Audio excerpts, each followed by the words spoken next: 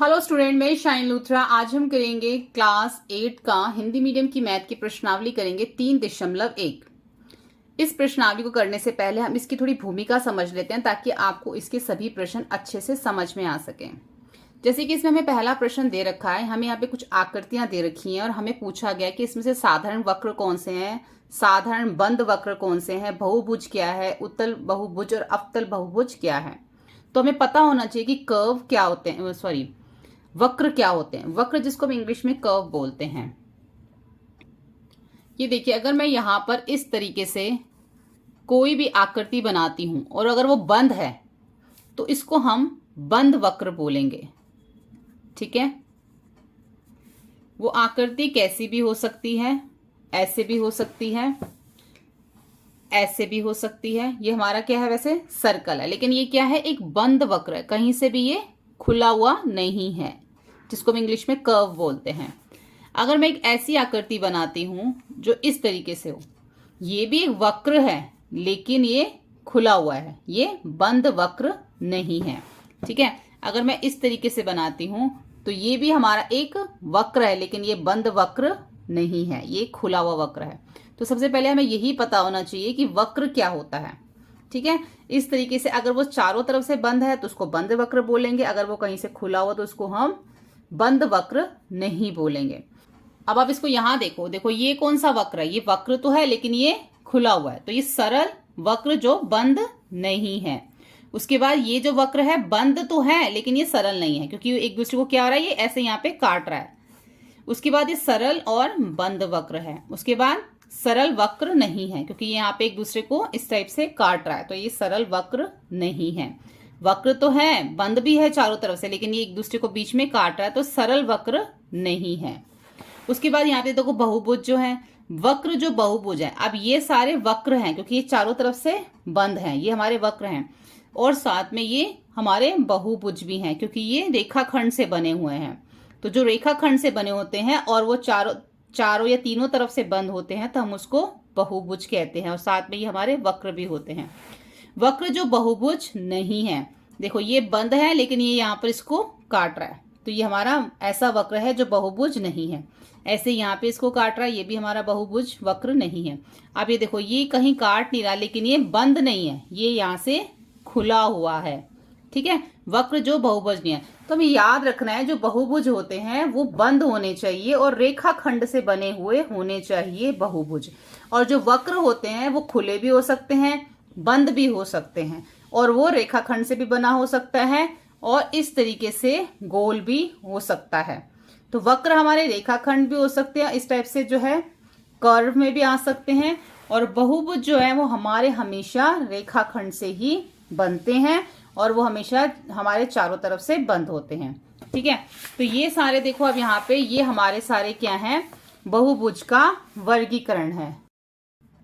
तो ये सब हमारे क्या है, बहुभुजों का वर्गीकरण। ये सब हमारे जो है वो बहुभुज में आते हैं। त्रिभुज, चतुर्भुज, पंचभुज, पष्टभुज, सप्तभुज, अष्टभुज, नवभुज, दसभुज, यानी कि जो 3 भुजाओं से बना हुआ है त्रिभुज, जो 4 से बना हुआ है चतुर्भुज।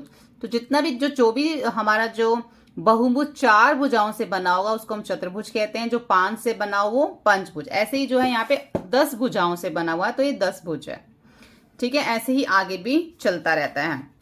ये सारे हमारे जो है रेखाखंड से बने हुए हैं और सारे जो आकृतियां हमारी ये बंद हैं, बंद वक्र हैं, तो ये हमारे सब क्या है, बहुभुज हैं। ठीक है, अब विकर्ण क्या होते हैं, देखो जो भी हम आकृति बनाते हैं, जैसे कि हमने यहाँ पे आयत बनाया है, उसके अंदर ये जो आप रेखाएं देख रहे हो जो एक दूसरे को काट रही हैं, और उसको हम क्या बोलते हैं, विकर्ण बोलते हैं। किसी बहुभुज का विकर्ण उसके किन्हीं 2 शीर्षों, यानी कि ये वाला एक ये शीर्ष हो गया, एक ये शीर्ष हो गया, इन दोनों को आपस में मिला रही है, ऐसे इस शीर्ष को और शीर्ष को आपस में मिला रही है।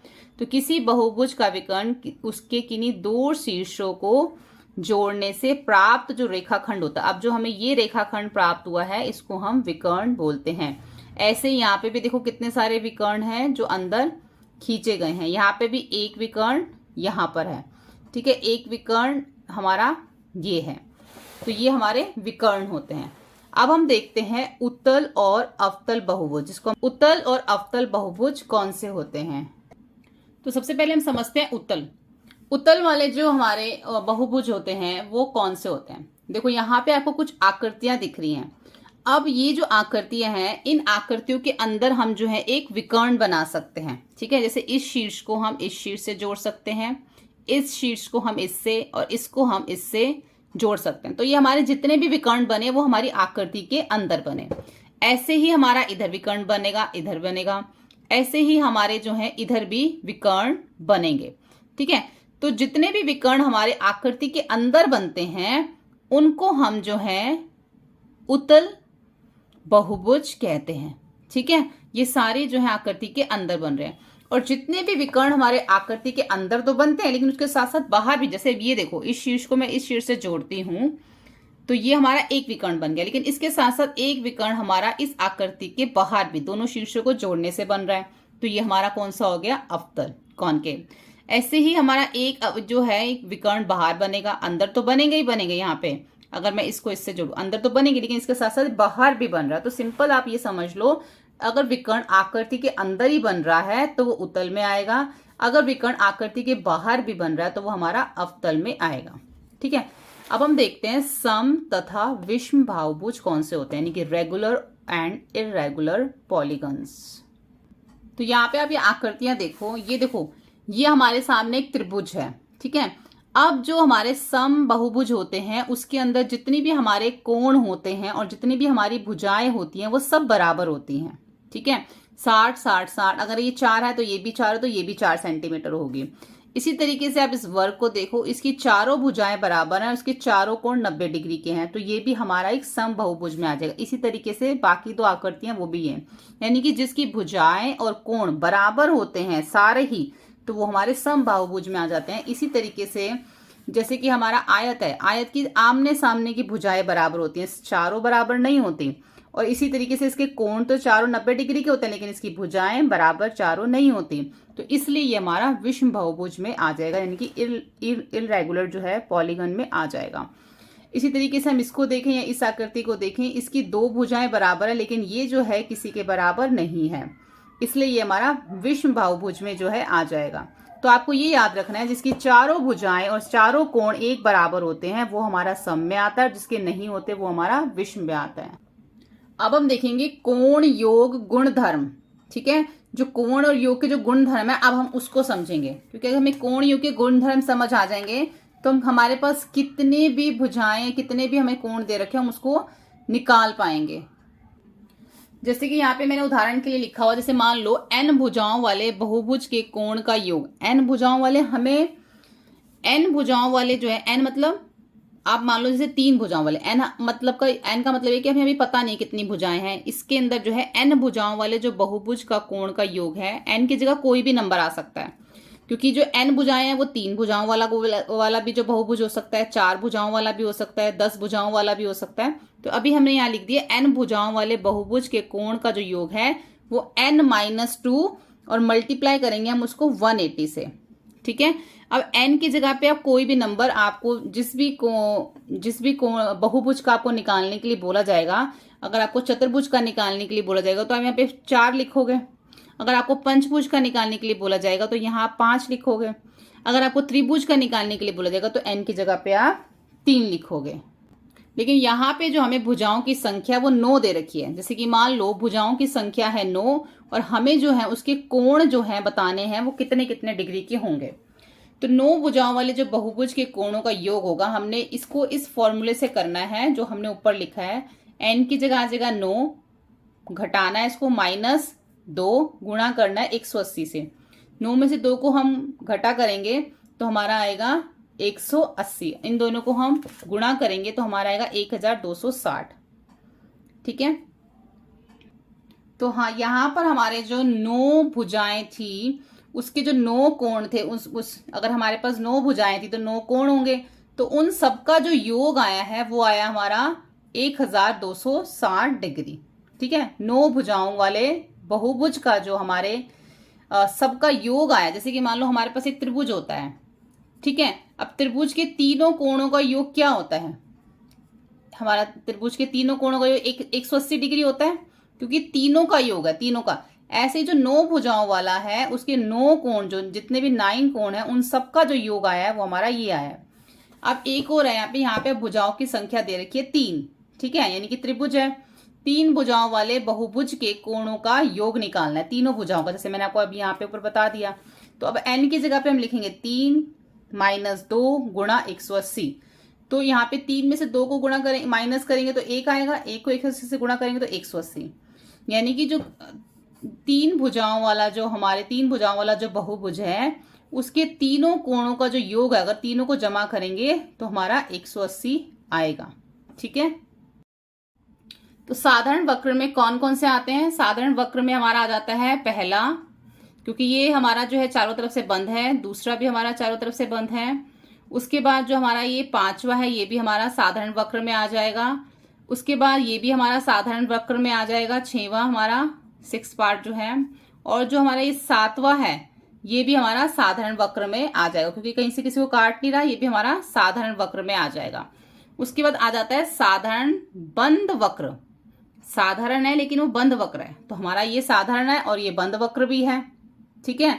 तो ये हमारा पहले वाला हमारा साधारण वक्र में भी आ जाता है और साधारण बंद वक्र में भी हमारा ये आ जाएगा। तो पहले वाला हमारा इसमें भी आएगा और इसमें भी आएगा। ऐसे ही दूसरे वाला भी जो है हमारा साधारण बंद वक्र में आ जाएगा, तो इसके साथ हम 2 लिख देंगे। और जो 5वें वाला है वो भी हमारा साधारण बंद वक्र में आ जाता है, 6वां भी हमारा साधारण बंद वक्र में आता है और 7वां भी। यानी कि पहले ए और बी के जो दोनों के आंसर है वो सेम है, क्योंकि ये साधारण भी हैं और बंद वक्र भी हैं, ठीक है, कहीं से भी एक दूसरे को काट नहीं रहे। उसके बाद आ जाता है बहुभुज। अब बहुभुज इसमें कौन कौन सा है? अब बहुभुज इसमें हमारा पहला और ये दूसरा है, क्योंकि ये दोनों ही हमारे रेखाखंड से बने हुए हैं और बंद भी हैं।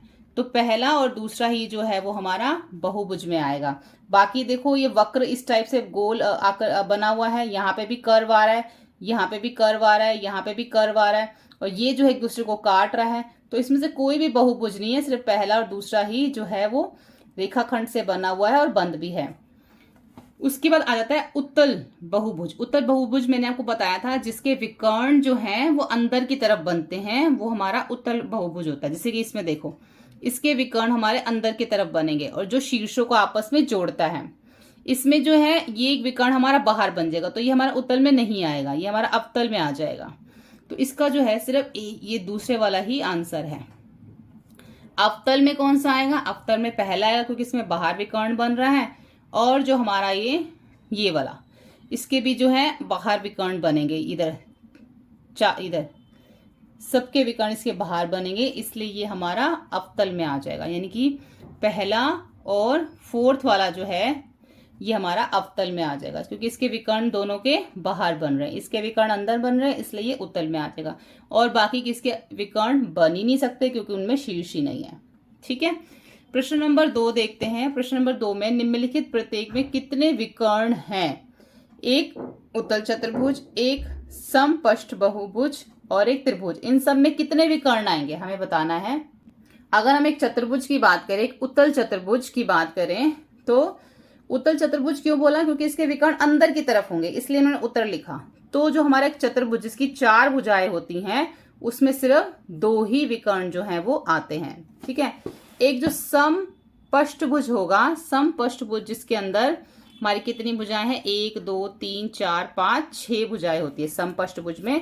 उसमें हमारे कितने विकर्ण आ सकते हैं? 9। एक तो हमारा ये हो गया, ठीक है।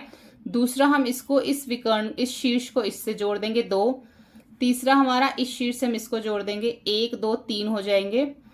उसके बाद जो है हमारा जुड़ेगा, अब इसके बाद देखो इस विकर्ण को हम इस विकर्ण से इस शीर्ष को हम इससे जोड़ेंगे, तो हमारा एक विकर्ण यहाँ बन जाएगा। इस शीर्ष को हम इससे जोड़ेंगे तो एक विकर्ण हमारा जो है वो इधर बन जाएगा, ठीक है। आपने जो है इसको स्केल से करना है, इस टाइप से। एक विकर्ण हमारा ये इधर बन जाएगा, एक विकर्ण हमारा ये बन जाएगा। कितने हो गए? 1 2 3 4 5। अब उसके बाद जो है एक विकर्ण हमारा बनेगा, इस शीर्ष को इस शीर्ष से हम जोड़ेंगे, ठीक है। तो एक विकर्ण हमारा ये बन जाएगा और एक विकर्ण हमारा इधर बन जाएगा, ठीक है। कितने हो गए? 1 2 3 4 5 6 7, एक विकर्ण हमारा 1 2 3, ठीक है, एक हमारा ये बन गया 4 5 6 और एक ये 7। जिस तरीके से हमने ए को सी से जोड़ा और सी को हमने ई से जोड़ा, उसी तरीके से अब यहाँ पे हम बी को एफ से जोड़ेंगे और एफ को डी से जोड़ेंगे। ठीक है, पहले हमने ए को क्या किया, सी से जोड़ा, सी को हमने ई से जोड़ा और ए को हमने ई से। अब ऐसे ही यहाँ पे हम बी को एफ से जोड़ेंगे, एक इस तरह, और एक एफ को डी से जोड़ेंगे। जितने भी हमारे बीच में शीर्ष हैं वो सब हमने आपस में जोड़ देने हैं। ठीक है, ये हमने पहले ही जोड़ लिया था, ये वाला। ठीक है, तो आपने जो है सारा इसी तरीके से इसको स्केल से करना है, तो हमारे इसमें जो है वो 9 विकर्ण जो है वो बन जाएंगे। ठीक है, सारे पॉइंट जितने भी हैं पहले आप देख लो, ए है, बी है, सी है, डी है, ई और एफ है। पहले एफ को सी से जोड़ लो, ठीक है, फिर बी को डी से, ए को ई से, बी को एफ से, एफ को डी से। सारे पॉइंट्स जो है आपने एक दूसरे के साथ जोड़ने, तो आपके 9 विकर्ण बनेंगे। अब एक त्रिभुज है, त्रिभुज में कितने विकर्ण बन सकते हैं? एक भी विकर्ण जो है वो त्रिभुज में नहीं बन सकता। कैसे बनाओगे? यहाँ बनेगा ही नहीं, क्योंकि इस शीर्ष को आप किस शीर्ष से जोड़ोगे? यहाँ तो सामने कोई है ही नहीं। अगर आप इसको इससे जोड़ते हो तो यहाँ पे शीर्ष नहीं है, इसको इससे जोड़ते हो तो यहाँ पे भी कोई शीर्ष नहीं है, तो त्रिभुज में कोई भी विकर्ण नहीं बनता। प्रश्न 3 है, उत्तल चतुर्भुज के कोणों के मापों का योगफल क्या है? यदि चतुर्भुज उत्तल ना हो तो क्या यह गुण लागू होगा? यानी कि इसके अंदर हमें उत्तल और अवतल दोनों ही तरीके से करके दिखाना पड़ेगा, उत्तल चतुर्भुज से भी और अवतल चतुर्भुज से भी। तो पहला है, इन्होंने बोला है कि उत्तल चतुर्भुज के कोणों के मापों का योगफल क्या है। यानी कि जो उत्तल चतुर्भुज होता है, ये हमारा एक चतुर्भुज है जिसकी 4 भुजाएं हैं, और ये उत्तल चतुर्भुज क्यों है? क्योंकि इसका विकर्ण जो है अंदर की तरफ बनेंगे, इसलिए हमारा उत्तल चतुर्भुज है। तो इसलिए उन्होंने पूछा है कि जो उत्तल चतुर्भुज के कोणों का, जो इसके हमने कोण बनाए हुए हैं, इसके मापों का योगफल क्या है? यानी कि इन सबको अगर हम जमा करें तो क्या योगफल आता है? तो यहाँ पे लिखेंगे चतुर्भुज ए बी सी डी में, यानी कि जो हमारे चतुर्भुज ए बी सी डी दे रखा है, इसमें जो हमारा कोण है, कोण ए, कोण बी, कोण सी और कोण डी, इसको हमने यहाँ कैसे लिखा है? जमा करके, कोण ए जमा, कोण बी जमा, कोण सी जमा और कोण डी जमा। ठीक है, हमने बीच में प्लस के साइन लगाए हैं। अब यहाँ पे हमने बीच में एक विकर्ण बनाया। आप ये विकर्ण ऐसे भी बना सकते हो, एक विकर्ण बनाया है, या फिर आप इसको ए और सी को जोड़ सकते हो, लेकिन हमने इसमें एक ही विकर्ण बनाना है। अब देखो यहाँ पे कोण ए जो है वो हमारा 1 हो गया, एक पहला कोण हो गया। अब यहाँ पे हमने इसको बी को 2 भागों में बांट दिया, तो ये कोण 2 और ये कोण 3 हो गया, यहाँ पे कोण 4 और ये 5 और 6 डी का बट गया आपस में। ठीक है, तो हम इसको इसी तरह लिखेंगे, जो हमारा कोण ए है वो क्या है? 1, तो हमने उसके नीचे 1 लिख दिया। और जो कोण बी है वो हमारा किसमें बटा हुआ है? 2 और 3 के अंदर, तो हम यहाँ पे इसको ब्रैकेट में जो है कोण 2 जमा कोण 3, यानी कि ये हमारा बी हो गया, ये हमारा ए हो गया। अब 4 जो है हमारा वो है सी, तो ये हमारा सी हो गया कोण। ठीक है, और ये जो हमारा डी देख रहे हो वो हमारा है कोण 5 और 6, क्योंकि यहाँ पे ये बढ़ चुका है, तो ये हमारा हो गया डी। ठीक है, अब यहाँ पर जो है हमने इसको क्या करना है, ये जो हमें कोण दे रखा है, कोण ए, कोण 2 जमा 3, और ये कोण हमारा जो दे रखा है 4, ये हमारा हो गया 5 और 6। ठीक है, हमने इसको पहले इस तरीके से लिख लेना है। अब आप एक चीज देखो, यहाँ पे हमने जो विकर्ण बनाया, विकर्ण बनाने से क्या होगा, ये 2 त्रिभुज इसमें हमें दिख रहे हैं, 2 त्रिभुज बन गए, एक त्रिभुज हमारा ये बन गया और एक त्रिभुज हमारा ये बन गया। तो इसलिए हमने इसको इस तरीके से लिखा, कोण 1 2 और 6, यानी कि ये हमारा एक त्रिभुज हो गया, फिर प्लस का साइन लगाया, कोण 3 4 और 5, ये दूसरा हमारा त्रिभुज हो गया, यानी कि ये एक त्रिभुज हमारा ये हो गया और दूसरा त्रिभुज ये हो गया। और हम जानते हैं कि त्रिभुजों के जो कोण का योग का गुण धर्म होता है वो 180 डिग्री होता है, यानी कि अगर हम त्रिभुज के तीनों कोणों का योग देखें तो वो 180 डिग्री होता है, यानी कि 180 डिग्री ये हो गया, 180 डिग्री ये हो गया, इसलिए यहाँ पे हमने 180 को 180 से जमा किया तो हमारा निकल आया 360 डिग्री। तो यानी कि उत्तल चतुर्भुज के कोणों के जो मापों का योगफल है वो कितना आया? 360 डिग्री। अब हम अवतल चतुर्भुज देख लेते हैं। अवतल चतुर्भुज मैंने आपको बताया था जिसके बाहर भी विकर्ण बनता है। अगर मैं चाहूं तो इन दोनों शीर्षों को जोड़कर आपस में एक विकर्ण जो है वो यहाँ पर भी बना सकती हूँ, इसलिए ये हमारा अवतल चतुर्भुज है। अब एक विकर्ण हमने इसके अंदर बना लिया। इसमें भी देखो सेम उसी तरीके से हुआ। अगर हमने बीच में विकर्ण बनाया तो दो त्रिभुज हमें यहाँ पे भी नजर आ रहे हैं। तो उसी तरीके से हम इसको करेंगे। पहले वही लिख लेंगे हम, कोण ए जमा बी जमा सी जमा डी, जो बाहर वाले कोण है वो लिख लेंगे। अब ए में हमारा 1 आ रहा है, बी में हमारा क्या आ रहा है, बी में हमारा 2 और 3 आ रहा है, ठीक है। 4 में हमारा, सी में हमारा 4 आ रहा है, और डी में हमारा 5 और 6 आ रहा है। उसी तरीके से हमने लिख लिया। तो जो दो त्रिभुज बन रहे हैं कोण 1, 2 और 6 वो हमने इधर लिख लिया, और जो दूसरा त्रिभुज बन रहा है 3, 4 और 5 वो हमने इधर लिख दिया, ठीक है। ये 3, 4 और 5 बन रहे हैं ना उधर। अब इस त्रिभुज के कोण का योग भी 180 है और इस त्रिभुज के कोण का योग भी 180 है। तो दोनों को जमा करेंगे तो 360 डिग्री आ जाएगा। यानी कि उत्तल चतुर्भुज हो या अवतल चतुर्भुज हो, दोनों के जो हम कोणों को माप का योगफल हमारा कितना आता है, 360 डिग्री ही आता है। अब हम प्रश्न 4 देखेंगे। तालिका की जांच कीजिए, प्रत्येक आकृति को त्रिभुजों में बांटिए और कोणों का योगफल निकालिए। यानी कि जितनी भी हमें आकृतियां यहाँ पे दे रखी हैं और इन आकृतियों के अंदर जितने भी कोण हैं हमें उनका योगफल निकालना है। जैसे कि पहली हमें आकृति दे रखी है त्रिभुज, त्रिभुज की 3 भुजाएं उन्होंने हमें बता रखा है। यहाँ पे बाकी हमें यहाँ पे दे रखे हैं चतुर्भुज, किसी की 4, किसी की 5 और किसी की 6 भुजाएं हैं। तो यहाँ पे इन्होंने हमें त्रिभुज के जो कोणों का योगफल 180 डिग्री बता दिया है, ठीक है।